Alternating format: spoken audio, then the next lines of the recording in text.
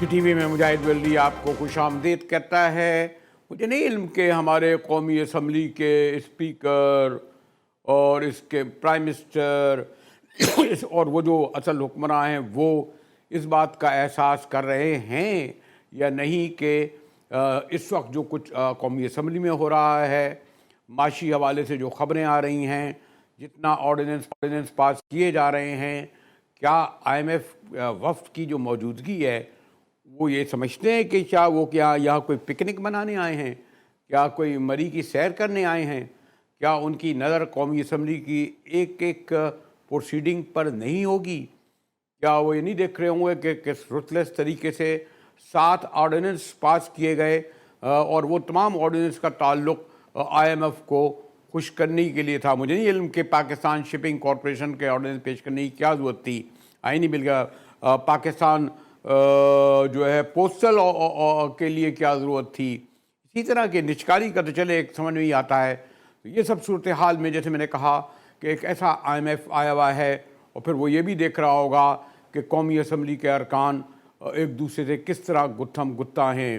Opposition میں ایک نئی لیڈرشپ ہے لیکن وہ جس طرح جم کر ہمارے جو حکومت کے جو بہت جہاندیدہ پولیٹیشنز تھے، پارلیمنٹیرین تھے، ان کا کس طرح جواب دے رہی ہے۔ میرے ساتھ بڑے سینئر سیزنڈ اور ماشاءاللہ میں دیکھا بڑی گہری نظر ہے مشتاق سیتو صاحب موجود ہیں۔ مشتاق صاحب، ایک تو آپ نے میرے وقت نکالا، شکریہ۔ وہ جو میں سوال کر رہا تھا، کیا ہماری جو اپوزیشن کو بھی میں شامل کر رہا ہوں، اسٹیبلشمنٹ کو بھی شامل کر رہا ہوں، الیکٹڈ جیسی بھی آئی ہے الیکٹڈ گورنمنٹ کو، وہ یہ محسوس نہیں کر رہے کہ آپ جب آئی ایم ایف سے کوئی چند ارب ڈالر لینے جا رہے ہیں، دنیا کو پیغام دے رہے ہیں کہ آپ سیاسی استحکام کی طرف جا رہے ہیں، معاشی ترقی کے لیے کوشش کر رہے ہیں، اور جو کچھ قومی اسمبلی کے اندر ہو رہا ہے، جو باہر ہو رہا ہے، کیا ان کو بالکل احساس نہیں ہے اس بات کا؟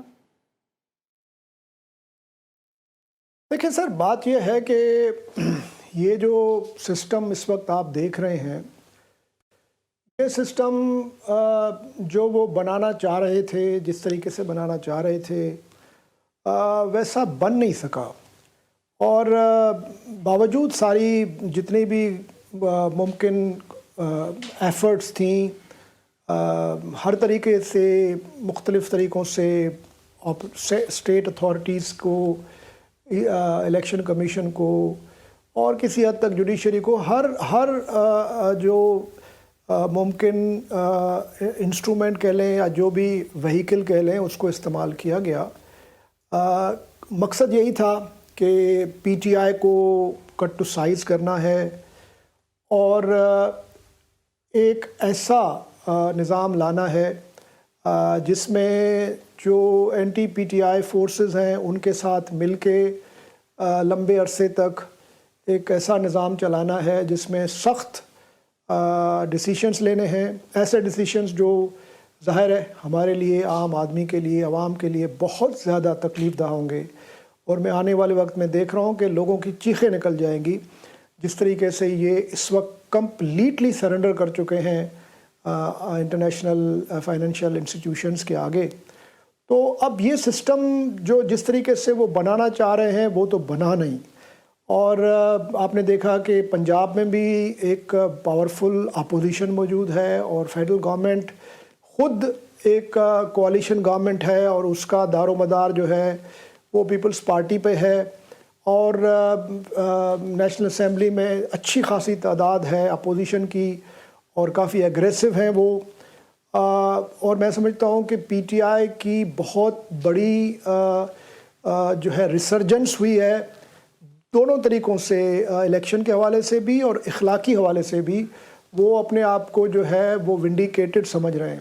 تو لیکن شاہب صاحب ایک بات یہ بھی ہے نا، شاہب صاحب یہ تو بھی ماننا پڑے گا نا کہ پی ٹی آئی نے کافی بلنڈر بھی کی، شاید اس سے اب سیکھا ہو، اور اگر آپ پہلا دن دیکھیں کہ وہ یعنی جو اس کے باوجود کہ ان کی پاپولرٹی تھی، اس کے باوجود وہ کامیابی حاصل کر رہے تھے، اور مجھے یاد ہے کہ ان کی اقتدار سے محروم ہونے سے پہلے جب ملا تو وہ سمجھتے تھے کہ میری غلطی یہ ہے کہ میں نے پری میچور اقتدار لیا، ایم کے ایم کی بیساکھیاں لیں، اور جو بیساکھیاں انہیں دی گئیں باجوہ وغیرہ نے، اس کے ذریعے انہیں گورنمنٹ بنائی۔ اس کا اثر یہی ہونا تھا، جو پاسٹ میں خیر یہ بینظیر بھٹو کے زمانے سے ہو رہا ہے کہ جب آپ بیساکھیوں کے ذریعے میں گورنمنٹ بناتے ہیں تو آپ انڈیپینڈنٹ نہیں ہوتے فیصلہ کرنے میں.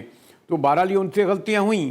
اب انہوں نے کم از کم غلطی سیکھ کر یہ کرا کہ وہ ایک سسٹم میں آئے ہیں. میں تو اس کو ایک بہت پازیٹیو بات سمجھتا ہوں. ایک نئی لیڈرشپ اس سسٹم میں آئی ہے اور اس سسٹم میں ہی ان کو اور آپ یہ دیکھیں کہ شاید ان کی یہ کوشش ہوگی کہ ان کو سسٹم میں نہ رکھا جائے. لیکن سب سے بڑا سوال یہ کہ سسٹم چلے گا کیسے؟ معاشی صورتحال آپ مجھ سے زیادہ جانتے ہیں, اور قومی اسمبلی میں جو کچھ ہو رہا ہے یہ کب تک چلے گا؟ جی دیکھیں, میں وہی گزارش کر رہا تھا کہ انہوں نے جو سسٹم کنسیو کیا تھا وہ سسٹم تو بن نہیں سکا.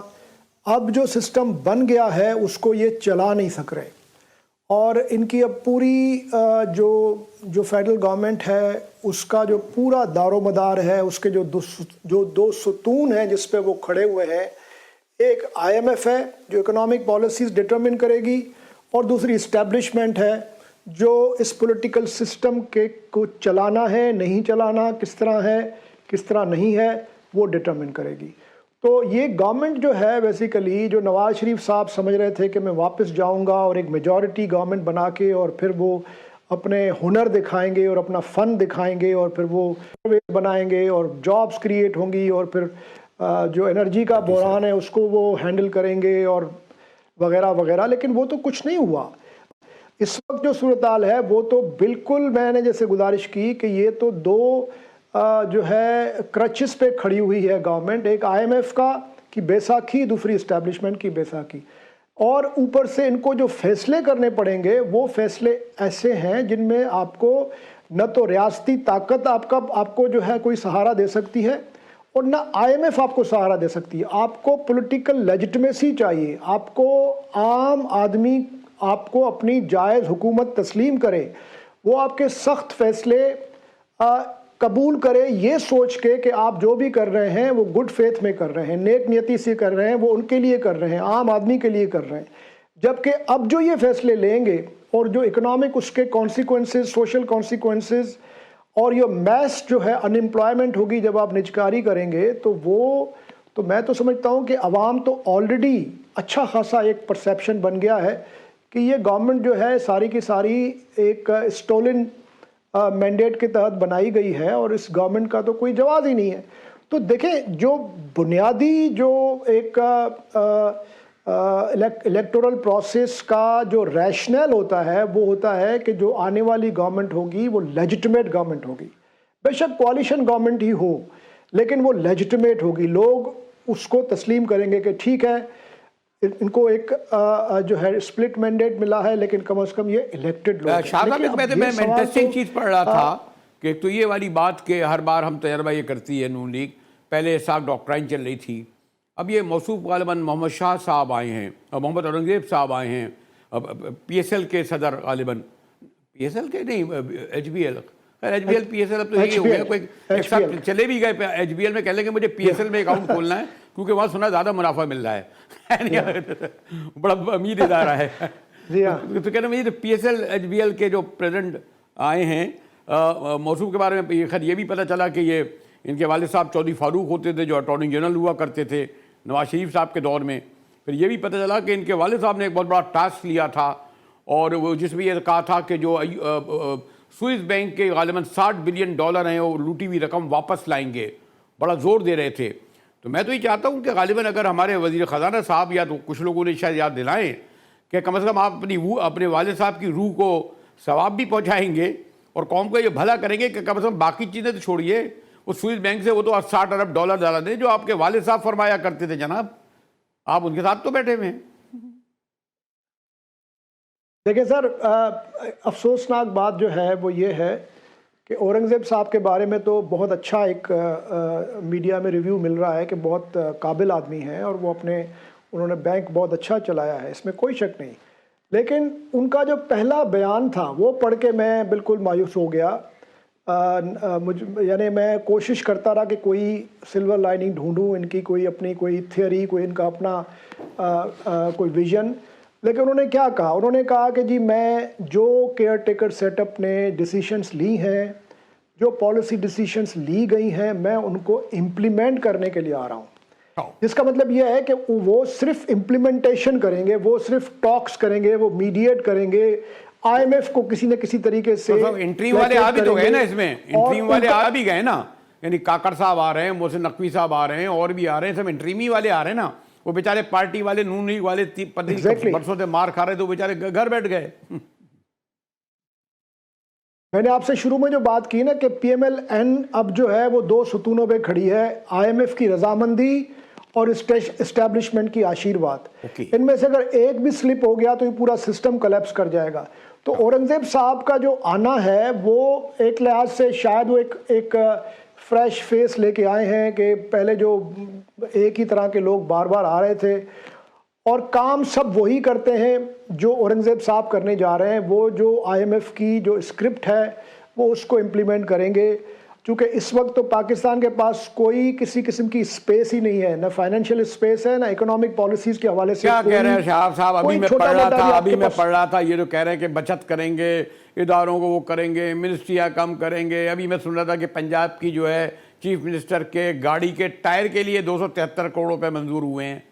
یعنی کیا باتیں کر رہے ہیں یہ لوگ, بیوقوف سمجھتے ہیں یہ لوگوں کو, نہ وہ اخبار پڑھتے ہیں نہ کوئی دیکھتے ہیں, جو چاہے کر رہے ہیں یہ لوگ. یعنی وہ جو بلاول صاحب کہتے تھے کہ 17 منسٹریاں ختم کریں گے جس میں 300 ارب روپیہ بچے گا, سب باتیں بھول جاتے ہیں یہ لوگ اپنی. یہ سمجھتے ہیں سب لوگ بیوقوف ہیں کیا؟ سر دیکھیں نا, نہیں وہ سب سمجھ رہے ہیں کہ دیکھیں یہ جو الیکشن ہوا ہے اس میں کم از کم ایک بات تو طے ہو گئی ہے کہ لوگ بیوقوف نہیں ہیں. آپ کچھ بھی کہہ لیں, لوگ بالکل بیوقوف نہیں ہیں. لوگوں کا وزڈم جو ہے وہ آپ کو نظر آ گیا ہے. اب آپ اس کو مانیں نہ مانیں وہ آپ کی مرضی ہے, لیکن لوگوں نے اپنا, میں سمجھتا ہوں کہ ہائیسٹ لیول پہ انہوں نے اپنا وزڈم شو کر دیا ہے, اور وہ واقعی چاہتے ہیں کہ اس ملک میں ایک ریئل چینج آئے. کیونکہ یہ 50 سال سے جو یہ ڈائنسٹک پالیٹکس چل رہی ہے اور جس طریقے سے چلائی جا رہی ہے اور جس طریقے سے یہ شراکت داری ہوتی ہے, ہر وقت اسٹیبلشمنٹ کا ہونا لازمی ہو گیا ہے.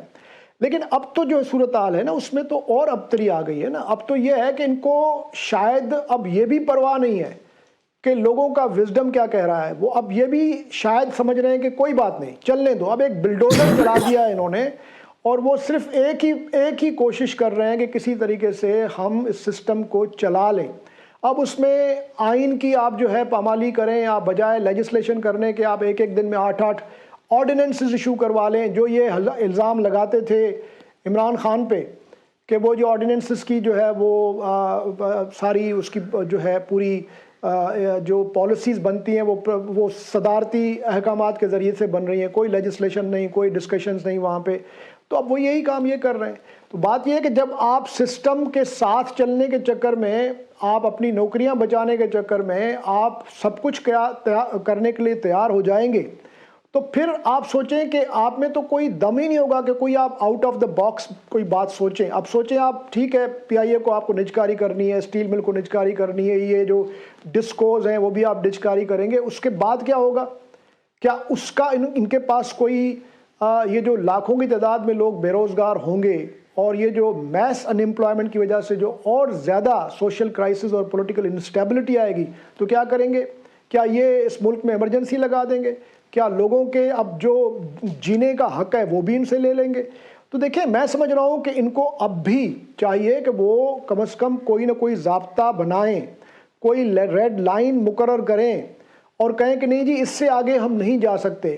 آئی ایم ایف کے سامنے کمپلیٹلی سرنڈر ہونا, میں سمجھتا ہوں یہ کوئی ریسیپی نہیں ہے, یہ ڈیزاسٹر ہے. تو میں اگر کنکلوڈنگ ورڈ آپ سے کہوں, آپ سے کنکلوڈنگ ورڈ کہوں اپنے شاپ صاحب کے, خیر وہ معروف زمانے میں تو بالکل قطعی نہیں چاہوں گا. 30 ارب روپے خرچ کیے ہیں ہم نے, ماشاءاللہ کوئی نہ کہیں سے کوئی سیٹ اپ بھی بن گیا ہے. ایک اچھی بات یہ کوآپریٹ بھی کر رہے ہیں. کچھ کمپنی چلنے ولنے کے لیے چل رہی ہے, چلے گی, یا آخر میں جو معروف اس طرح ہو گئی ہے بازاری زمان میں. سر دیکھیں میں یہ سوچ کے بھی ڈر جاتا ہوں, یہ کمپنی چلنے کی بات نہیں ہے. اب یہ کوئی 1990s کا زمانہ نہیں ہے کہ پاکستان ایک فرنٹ لائن اسٹیٹ تھی, کہیں نہ کہیں کسی نہ کسی سیٹ اپ میں آپ کو کچھ نہ کچھ مل جاتا تھا. یہ اگر خدا نہ خواستہ سسٹم کلیپس کرتا ہے اور ابھی بھی آنکھیں نہیں کھول رہے تو پھر ملک کا چلنا بڑا مشکل ہو جائے گا. کمپنی کی بات تو بہت پرانی ہو گئی ہے. اب مسئلہ یہ ہے کہ کس طریقے سے ملک کو بچانا ہے. جب دیکھیں ماڈرن اسٹیٹ جو ہے وہ اکنامک اسٹیٹ ہے، وہ ملٹری اسٹیٹ نہیں ہے۔ جب تک آپ اکنامکلی وائبل نہیں ہیں، آپ سسٹینیبل نہیں ہیں، آپ چاہے نیوکلیئر پاور ہو یا کچھ بھی ہوں، آپ کی سسٹینیبلٹی کوسٹینیبل رہے گی، اور خاص طور پہ ایک ایسے ملک تو میں جہاں اتنی اگر میں پولرائزیشن ہو، لاسٹ آپ کو پوچھوں جہاں کہ ادارے برباد کر دیا۔ لاسٹ اگر آپ سے پوچھوں کہ آئی ایم ایف غالباً آج کمپلیٹ کر لے گا کام، اگر ہم کو 1.56 بلین ڈالر مل بھی گئے، کچھ لوگ کہتے ہیں کہ آئی ایم ایف کا قرضہ اہم نہیں ہے، اس کی چھتری اہم ہے، اس سے بہت سارے دروازے کھلتے ہیں، کیا ایسے ہی ہے سوتو صاحب؟ دیکھیں سر، بات یہ ہے کہ آپ آئی ایم ایف سے جب آپ کوئی ڈیل جو ہے وہ جو ہے آپ رینیو کرتے ہیں، تو اس سے آپ کو مزید قرضہ لینے کے آپ کے راستے بنتے ہیں۔ آپ کے پاس سوال یہ ہے کہ کیا آئی ایم ایف کی وجہ سے کوئی پاکستان میں انویسٹمنٹ ہوگی؟ کیا پاکستان میں آئی ایم ایف کے ان پیسوں کے آنے کے بعد کوئی یہاں پہ انفلیشن کم ہوگی؟ کیا یہاں پہ جو اس وقت جو انسٹیبلٹی ہے، سب سے بڑا جو تھریٹ ہے پاکستان اور اس سسٹم کے لیے، وہ ہے پولیٹیکل انسٹیبلٹی اور پبلک ریج، لوگوں میں غصہ ایک مطلب شدت اختیار کر چکا ہے، اداروں میں اعتماد ختم ہوتا جا رہا ہے لوگوں کا۔ آئی ایم ایف ٹھیک ہے، ان سارے مسائل کا حل نہیں ہے۔ اوکے شاہد صاحب، آپ نے بالکل درست فرمایا کہ آئی ایم ایف تمام مسائل کا حل نہیں ہے، اور مجھے اگر تاریخ سے ہمارے سیاستداں اور حکومتیں کمی سیکھتی ہیں، پتہ نہیں اب تک سیکھا یا نہیں سیکھا، لیکن بہرحال مسائل بہت گھمبیر، بہت سنگین ہیں، اور اچھی بات یہ ہے کہ یہ بات آپ اور نہیں بلکہ سڑک پر چلتا ہوا آدمی بھی یہ بات کہہ رہا ہوتا ہے۔ اسی کے ساتھ ہی ہمارے ساتھ رہیے گا، اور آتے ہیں ایک بریک کے بعد، ہمارے ساتھ رہیے۔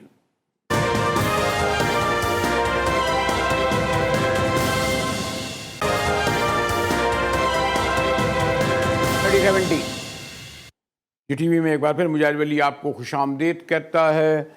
قومی اسمبلی کے انتخابات ہوئے، انتخابی نتائج ابھی تک فائنل نہیں ہو رہے ہیں بلکہ تبدیل کیے جا رہے ہیں، اور سینٹ کے الیکشن کا مرحلہ ہے۔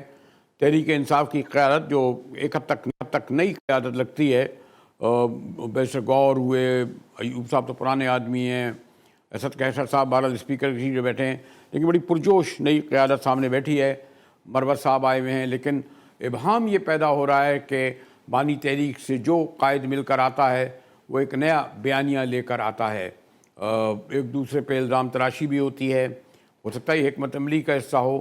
میرے ساتھ بڑے سینئر سیزنڈ اب تو تحریک انصاف سے وابستگی بھی ہے، بیرسٹر سیف صاحب موجود ہیں، ایڈوائزر مشیر اطلاعات ہیں۔ ویسے صاحب شکریہ، آپ سے تو ایک گفتگو کرتے ہوئے ایک طویل عرصہ ہو گیا، ادھر گیپ آ گیا تھا۔ یہ جو شاید میرا خیال ہے کہ آپ کی جو نئی لیڈرشپ آئی ہے تحریک انصاف کی، بڑی پرجوش ہے، کیمروں کے سامنے، اسکرین کے سامنے وہ یہ نہیں سمجھ پا رہے کہ کتنے نازک حساس معاملات ہیں، سینکڑوں کی تعداد میں خواتین حضرات جیلوں میں ہیں، بانی تحریک اس مشکل سے گزر رہے ہیں، لیکن پارلیمنٹ میں آ کے میں ان کا لب و لہجہ دیکھتا ہوں، جوش خروش سے کام نہیں چلتا نا، تو لیکن سوری ٹو سے جب یہ آتے ہیں تو مختلف بیانیے لے کر آتے ہیں، ابہام پیدا ہو رہا ہے، پری میچور لیڈرشپ لگتی ہے آپ کی بیرسٹر سیف۔ جی بہت بہت شکریہ۔ دیکھیں میچور لیڈرشپ تو بریلوی صاحب میں اصطلاح استعمال اس لیے نہیں کروں گا کہ یہ وہ لیڈرشپ ہے جس کو پاکستانی عوام نے منتخب کر کے اسمبلیوں میں اپنے نمائندگی کے لیے بھیجا ہے، اور یہ وہی لوگ ہیں جنہوں نے پاکستان تحریک انصاف کے اس آزمائشی دور میں جو پچھلے 8-9 مہینے ایک دور ابتلا ہم اس کو کہتے ہیں جس سے ہم گزرے ہیں، اس میں پارٹی کے ساتھ رہے، پارٹی کے ساتھ دیا، اور پھر جب الیکشن ہوا تو پاکستانی عوام نے ان کو الیکٹ کیا۔ تو میں یہ سمجھتا ہوں کہ یقیناً نئے لوگ ضرور ہیں، اس میں کوئی شک نہیں ہے کہ پارلیمانی سسٹم میں یہ پہلے ان میں سے بیشتر جو ہیں وہ موجود نہیں تھے، اور یہ ان کا پہلا تجربہ ہے، تو انشاءاللہ مزید بھی ان کے اندر بہتری آئے گی، لیکن عوامی نمائندگی کا طریقہ کار ہی کچھ اس طرح ہے۔ اور دوسری بات یہ ہے کہ جس قسم کے ماحول میں ہم اس اسمبلی کو چلا رہے ہیں، جہاں پر میجورٹی ان لوگوں کی ہے جو فارم 47 کی بنیاد پر ایک جیلی مینڈیٹ کے ذریعے بلکہ عوام کا حقیقی مینڈیٹ چرا کر اسمبلیوں میں بیٹھے ہیں، تو میں سمجھتا ہوں کہ ان کے سامنے جب ان کے ساتھ جب معاملات پہ بات ہوتی ہے تو یقیناً آپ کو ایک مزاحمتی عنصر نظر آئے گا، ایک بیانیہ جو ہے اس میں زور ہوگا، اس میں جذبات ہوں گے، اس میں شدت ہوگی، لیکن یہ سب کچھ اس لیے ہے کہ ماحول کے اندر اپنی آواز اٹھانا، بددیانت لوگوں کا انتخاب جس طرح کا ہوا ہے، وہ اگر لاجک کو اور آرام سے آپ بات کریں گے تو میرے خیال میں شاید وہ کبھی بھی آپ کی بات کو اگر میں براہ راست اس سوال میں پہلے کرنا چاہ رہا تھا، پہلا سوال کہ آپ کے وزیر اعلیٰ کا جو ہے کے پی کا شہباز شریف سے ملاقات جو ہے بڑا سرپرائز تھی. مجھے نہیں علم، یہ تو ہو ہی نہیں سکتا کہ وہ بانی تحریک کے عمران خان کے اجازت کے بغیر جا کے ملے ہوں، کوئی ہدایت بھی لے کے ہوں گے. اور یہ بھی بارہ اپنی جگہ حقیقت ہے کہ میں تو اس کو خوشائن سمجھتا ہوں کہ آپ نے اس سسٹم کو اس حد تک قبول کیا کہ اسمبلیوں میں گئے اور جو معاشی مسائل بڑے سنگین ہیں وہ سو کالڈ 18ویں ترمیم بڑا شور مچاتے تھے رضوانی، غالباً 5% بھی آپ کے صوبے کے اپنے وسائل سے آپ کمپلیٹ نہیں کر سکتے، ڈیپینڈ کرتا ہے اسلام آباد سے وفاق کے NFC ایوارڈوں سے ملنے پر. تو یہ جو ان سے جو ملاقات ہوئی اس کو سرپرائز نہیں کہا گیا، بلکہ بعض لوگوں نے شاید اس پہ رد عمل کا اظہار کیا کہ اس وقت گنڈا پور صاحب نے یہ مطالبہ کیا سر پہلے نہیں رکھنا تھا کہ ان کی 19 عورتیں 9 مہینے سے جیلوں میں ہیں، ملٹری کورٹس میں ان کے کیس دیے گئے ہوئے ہیں، سیاسی اسیروں کو کم سے کم رہا کر کے ابتدا تو کرتے، کوئی گڈ ول تو دکھاتے، کچھ تو ایسا چیز لے کے آتے. لوگ سمجھتے کہ آپ اس لیے جانے گئے تھے کہ ہمیں پیسے دو، کیا حکومت چلانے کے لیے آپ لوگوں کو بٹھا لائے لوگوں نے؟ کیا گنڈا پور صاحب کو وزیر اعلیٰ بنانے کے لیے آپ کو حکومت دی گئی؟ ہم نے لوگوں نے کے پی والوں نے ووٹ دیا ہے. جی بریلوی صاحب، بالکل لوگوں نے ہمیں ووٹ دیا ہے. نہیں، ووٹ اس لیے تو نہیں دیا ہے گورنمنٹ بنائے، وزیر بنے، کاریں لیں، گاڑیاں لیں، الاؤنسز لیں. بریلوی صاحب اب مجھے بھی بات کرنے دیں. بالکل اسی لیے دیا ہے. آپ اگر یہ سمجھتے ہیں کہ ہمیں ووٹ یہاں پر صرف نعرے لگانے کے لیے دیا ہے تو یہ غلط بات ہے. ووٹ ہمیں انہوں نے دیا اس لیے کہ ہم کے پی میں حکومت بنائیں، ہم کے پی میں حکومت چلائیں اور گنڈا پور صاحب وزیر اعلیٰ بنے، ان کی باقی کابینہ پی ٹی آئی کے وزیر بنے اور اس کے بعد وہ قوم کی خدمت کریں، کیونکہ اقتدار میں ہی آپ وہ کچھ ڈیلیور کر سکتے ہیں. سڑکوں پہ تو ہم نے سیاست کی اور نہیں تو آپ ان لوگوں کو بھول گئے جو 200 لوگ جو ہے ملٹری کورٹ کے جیلوں میں ہیں، جو 10 ماہ سے عورتیں جیلوں میں ہیں، ان کو بھول جائیں گے آپ؟ میں نے کبھی کسی طرح سے یہ کہا ہے کہ ہم ان کو نہیں، آپ تو یہ کہہ رہے ہیں نا ہمیں تو لوگوں نے حکومت میں بھیجنے کے لیے بھیجا ہے. تو حکومت، آپ کا سوال ہی لاجک نہیں ہے اس میں. بریلوی صاحب آپ ایک وقت ایک بات کر رہے ہیں، دوسری بات اپنی بات کو کنٹراڈکٹ کرتے ہیں. آپ کیا بات کر رہے ہیں؟ مطلب میں نے کب کہا ہے کہ ہم اپنے لوگوں کو بھول گئے؟ ہم اپنے لوگوں ہی کے لیے، ابھی 2 منٹ پہلے آپ نے مجھ سے پوچھا کہ آپ کے لوگ اسمبلیوں میں شور شرابہ کرتے ہیں، تو شور شرابہ وہ کیوں کرتے ہیں؟ وہ انہی لوگوں کے لیے تو کر رہے ہیں کہ یہ جو کیسز بنے ہیں، جن لوگوں کے ساتھ زیادتیاں ہو رہی ہیں ان کے خلاف نہ ہوں، اور یہ جو جیلی مینڈیٹ کے ذریعہ کے بیٹھے ہیں ان کی جگہ ڈاکٹر نواز شریف کی جگہ اسمبلی میں یاسمین راشد کو ہونا چاہیے تھا، شہباز شریف کی جگہ ان لوگوں کو ہونا چاہیے تھا، وزیر اعلیٰ پنجاب کی جگہ اس شخص کو ہونا چاہیے تھا کہ جو وہاں پہ جس سیٹ سے یہ جیتی ہے جیلی مینڈیٹ کے ذریعے. تو جب یہ آپ نہیں کریں گے تو پھر آپ کے پاس کیا آپشن ہے؟ تو یہی یقیناً ہماری مجبوری ہے کہ ہم مزاحمت اسمبلی میں کریں، لوگوں کے لیے آواز اسمبلی میں اٹھائیں، لیکن وزیر اعظم کے سامنے جا کر صوبے کی حقوق کی بات کرنی تھی نا. وہاں پر تو میں نے جو ہے وہ بات نہیں کرنی تھی جو وزیر اعظم کے اختیار میں نہیں ہے. وزیر اعظم کے اختیار میں، وزیر اعظم کے اختیار میں نہیں ہے کہ سیاسی قیدیوں پہ جو اب بے گناہ کیسز چل رہے ہیں وڈرا کریں. بالکل ہے ان کے اختیار میں، لیکن یہ مطالبہ تو ہو رہا ہے نا. کس نے نہیں کیا یہ مطالبہ؟ کیوں انہوں نے باہر نکل کے نہیں کیا؟ کیا فوٹو سیشن بنانے گئے تھے؟ نہیں بریلوی صاحب، آپ بات کو یا تو آپ بات کو میری سمجھ نہیں رہے ہیں، آپ بات کو الٹا لے رہے ہیں. میرا کبھی ایسی کوئی بات نہیں ہوئی، اور ہمارا اسیروں کا مطالبہ ہمارا ایک بنیادی مطالبہ ہے. ہم تو اس بنیاد پر مفاہمت کی بات چیت کرنے کے لیے ہماری پہلی شرط ہی یہی ہے کہ اگر آپ نے ہمارے ساتھ مفاہمت کرنی ہے تو آپ ہمارے ساتھ بیٹھ کے پہلے ہمارے لوگوں کو رہا کریں، اور جو جھوٹے مقدمے آپ نے بنائے ہیں ان کو آپ ختم کریں. یہ تو ہمارا پہلا ٹارگٹ ہے. لیکن جو ملاقات ہوئی ہے وہ یقیناً صوبہ خیبر پختونخوا اور وفاقی حکومت کے نمائندوں کے درمیان ہوئی ہے. وہاں پر یہ باتیں بھی ہوئی ہیں. کس نے کہا ہے کہ ہم نے یہ بات نہیں کی؟ بالکل یہ بات ہوئی ہے کہ آپ نے اگر کوآرڈینیشن رکھنی ہے اور ایک اچھا طریقہ کار اور رابطہ کاری کرنی ہے تو اس کے لیے آپ کو یہ جو اریٹیٹنگ چیزیں ہیں، اریٹنٹس جو ہیں، ان کو آپ کو بیچ میں سے ہٹانے پڑیں گے. نمبر 1. نمبر 2 یہ ہے کہ صوبے کے حقوق کی بات ہم اس لیے کریں گے کہ صوبے کے عوام نے ہمیں ووٹ دیا ہے.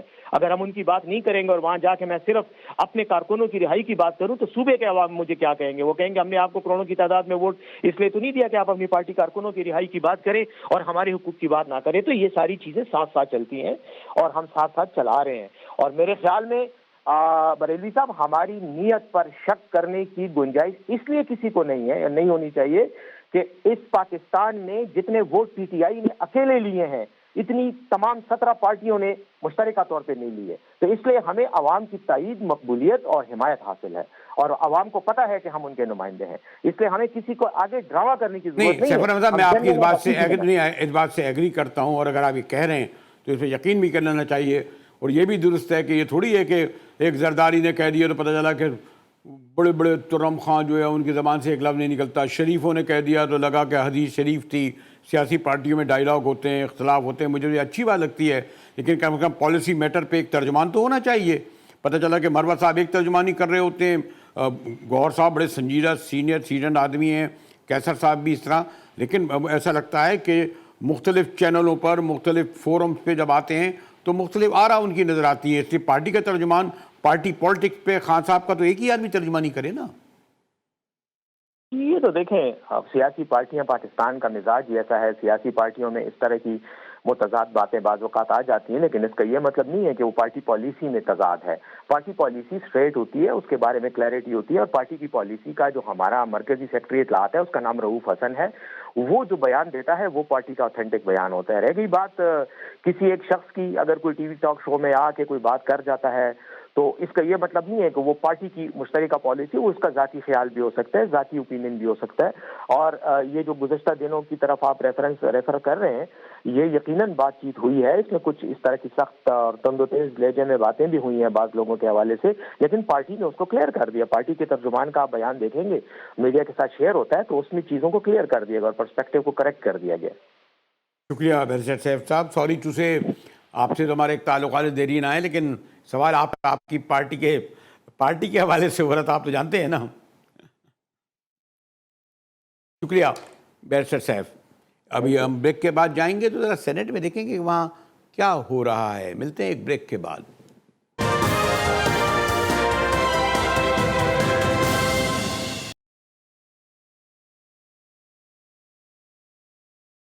جی ٹی وی میں ایک بار پھر مجاہد علی آپ کو خوش آمدید کہتا ہے. اور اب ایک اور اہم مرحلہ سینٹ کے الیکشن کا ہے.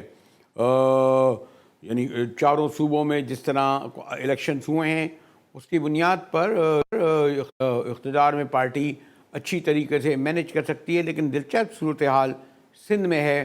یہاں سے آج کل تقریروں میں، بیانوں میں، فرمائشی پروگراموں میں فیصل وابڈا نظر آ رہے ہیں، جو بانی تحریک کے سب سے قریب ترین رہنما کہلائے جاتے تھے. اور اب جہاں انہوں نے ایم کیو ایم کے پروپوگنڈا کے ذریعے سینٹ کا ٹکٹ بھجوایا ہے، وہاں یعنی مجھے نہیں علم یہ کب انکشاف ہوا کہ وہ کہتے ہیں جی میں تو ان کے بیٹے کی طرح ہوں. میرے ساتھ بڑے ہمارے سینئر سیزنڈ سینیٹر تاج حیدر صاحب ہوتے ہیں، اور جب بھی کوئی مشکل مرحلہ آتا ہے تو پھر میں انہی سے رجوع کرتا ہوں، کیونکہ میں نے کہا نا سینئری سے کچھ آگاہی لی جا سکتی ہے نا. شکریہ سینیٹر تاج حیدر صاحب. سینیٹر صاحب جی میں سوچ رہا تھا کہ آپ لوگوں نے تو پورے کے پورے جو سینٹ کی نشستیں ہیں اس پر اپنے امیدوار کھڑے کر دیے، اور جنرل نشستوں پہ بھی، اقلیت پہ بھی، خواتین پہ بھی. تو یہ جو اب منہ والے بیٹے یا پتہ نہیں ان کے صاحبزادے کلیم کر رہے ہیں، ہمارے محترم فیصل وابڈا صاحب، ان کو 2 ٹکٹ بھی مل گئے اور خفیہ رائے شماری ہے. اور ہم نے تو دیکھا ہے آج سے نہیں پوری تاریخ سے، اور آپ سے زیادہ کون جانتا ہوگا کس طرح حاصل بدنجوں کے ووٹ اقلیت میں ہوئے، سعد حسن جرانی جیت گئے.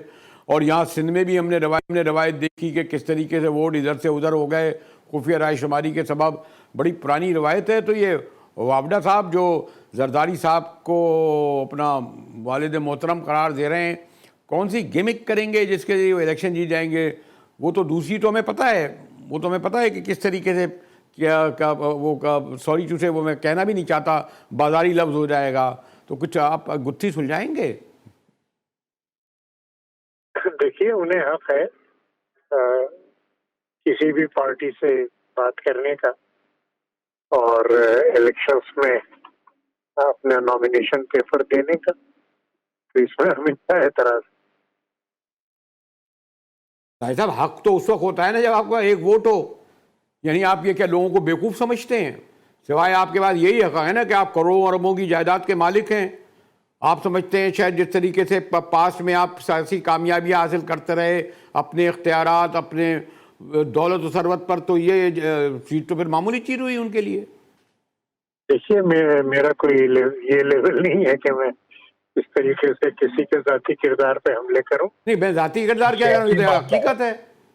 جو سیاسی معاملہ ہے وہ یہ ہے کہ وہ قانونی طور پہ اگر سینٹ کے الیکشن لڑ رہے ہیں تو ہم بھی لڑ رہے ہیں الیکشن.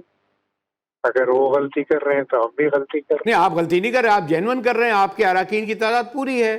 آپ اسی بنیاد پر آپ نے جنرل سیٹوں پہ خرچ کرا, اس پہ آپ نے خواتین پہ کرا. آپ نے تو ہی نہیں کرا کہ خواتین کی 4 نشستیں کر دیتے اور اقلیت دے کرتے, بلکہ آپ نے شاید ایک سیٹ 7 9 10 اگر شاید 12 نشستیں اگر یا 11 ہیں تو اس میں ایک کمی کی ہوگی کیونکہ آپ نے گنجائش رکھی ہے. لیکن جس کی ایک بھی سیٹ نہیں ہو تو پری پول رنگنگ ہے. نہیں دیکھیے اگر اس کی مناسبت سے دے دی ہو سیٹیں کہ کس پارٹی کے کتنے ہیں تو پھر الیکشن کی تو ضرورت نہیں ہے نا. تو ویسے ہی اپنے نوٹیفیکیشن دے دیں اس پارٹی کے اتنے 5.5 اس کے 6.25 اس کے دے سکتے ہیں. لیکن الیکشن اگر ہو رہے ہیں تو وہ اس لیے ہو رہے ہیں کہ جو ممبر صاحبان ہیں صوبائی اسمبلیوں کے وہ اپنی پسند بتا سکیں, اور اسی لیے سیکریٹ الیکشن ہو رہے ہیں سیکریٹ بیلٹ کے ذریعے کہ وہ فریلی اپنی. یہی تو مشکل ہے. یہ جبھی تو میں آپ کو حاصل بدنجو کا یاد دلا رہا ہوں. اور اس وقت پتہ چلا کہ نون لیگ نے بھی ووٹ دیا تھا سنجرانی کو اور پیپل پارٹی نے بھی ووٹ دیا تھا. اب تو یہ بھی ثابت ہو گیا ہے. حاصل بدنجو صاحب کا آپ حاصل بدنجو صاحب کا فرما رہے ہیں. جی حاصل بدنجو صاحب کا جو ہے وہ فرما رہے ہیں کیا مطلب حاصل بدنجو کے ساتھ جو کچھ ہوا نہیں, وہ ہم نے اسی لیے حکمت عملی کے طور پہ پہلے ممبر صاحبان کو کہا تھا کہ جی کھڑے ہو جائیں موشن کے لیے تاکہ اصل کاؤنٹ ہو جائے. تو حاصل بدنجو تو جیتے ہوئے تھے لیکن وہ ووٹ آف نو کانفیڈنس تھا. یہ جو ہے یہ صاحب میں آخر میں پوچھوں گا, یہ پری پول رنگنگ ہے کہ جس آدمی کا ایک ووٹ نہ ہو وہ الیکشن کنٹیسٹ کرے اور ایم کیو ایم کے لوگوں کو ٹکٹ دے. یہ پری پول رنگنگ ہے. ان سے پوچھا جائے گا بھائی آپ ایک تو ووٹ بتا دیجیے جو آپ کا اپنا ہو, آپ کی سابقہ تحریک انصاف کا ہو. دیکھیے جو الیکٹورل ریفارمز ہیں تو میں اس کمیٹی کا چیئرمین تھا جس نے یہ کی ہے.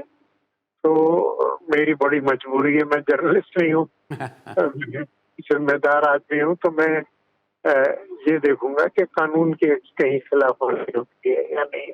یہ تو چھوڑیے تاجر صاحب, آپ کو ہم جیسے طالب علم صحافیوں کے استاد ہیں. اگر کوئی قانون کی خلاف ورزی ہے تو ضرور بتائیے. قانون کی خلاف ورزی ہے میں تو سمجھتا ہوں کہ ایک آدمی جس کا ایک ووٹ نہیں ہو وہ کہے گا میں سینٹ کا الیکشن لڑوں گا تو پھر خریدے گا نا, پیپلز پارٹی کا بھی خریدے گا, آپ کا بھی, بکے ہیں پہلے بھی. قانون میں نے اور میرے ساتھیوں نے بنایا ہے, مجھے تو زبان نہیں آتی. نہیں تو پھر آپ نے کیوں ہاتھ کھڑے ہو کر نہیں کرا تاکہ اس وقت اگر وہ ہاتھ کھڑے ہو کر کے اس وقت بھی کچھ ہو جاتا ہے, ایسے کوئی مسئلہ نہیں ہے. اس وقت بھی 64 لوگوں نے ہاتھ کھڑے کیے تھے صادق حاصل بدنجو کے لیے. جتنا ناراض ہونا چاہیں آپ ہو جائیں مجھ سے, میں آپ سے کیوں ناراض ہوں گا؟ آپ سے تھوڑی ناراض ہوں گا. آپ کو بھی پتا ہے کہ میں کہاں پیغام دے رہا ہوں. میری صدارت میں یہ قانون بنا تھا, اور اگر ہم صرف اس پہ کہ جی ہمارا اندیشہ یہ ہے تو اندیشے پہ ایف آئی آر نہیں کرتی. جو چیز ہے فیکٹ اس کو سامنے اگر رکھیں گے تو پھر آپ, اور کہیں قانون کی خلاف ورزی ہوگی تو پھر اس کو آپ اٹھا سکتے ہیں معاملے میں. چلے سینٹ صاحب, اگر سوری معذرت کے ساتھ آپ سے تو قطعی طور پر میری آواز بلند نہیں ہونے چاہیے. اسی کے ساتھ ہی جی ٹی وی سے مجاہد ولی کو اجازت دیجیے.